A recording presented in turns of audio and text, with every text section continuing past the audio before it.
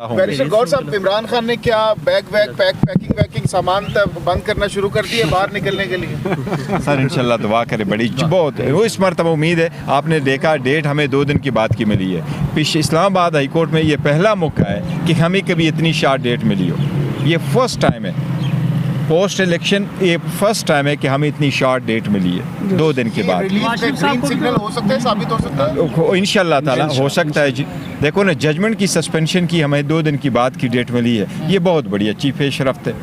Even तो शेखाना में हमें इतनी शार्ट डेट नहीं मिली। जजेस साहिबान को भी रियलाइज़ करना चाहिए होंगे। अदरवाइज खान साहब कल भी चेयरमैन थे, आज भी चेयरमैन है, परसों भी चेयरमैन होंगे, कल भी चेयरमैन होंगे। सब कुछ उसकी मरहूनी मिन्नत। ये वाले इंट्रा पार्टी इमरान खान का देखो मुतनाज़ नहीं, मैं तो कह रहा हूँ आप लोग कभी चक्कर लगाया करें, उनको देख ले। हमने उनकी पूरा प्रोसेस वही किया जो सुप्रीम कोर्ट ने कहा। आपने एडवर्टाइजमेंट दे दी है, शेड्यूल वो दे दिया, उनका पब्लिक नोटिस भी दे दिया। हमारे पास अभी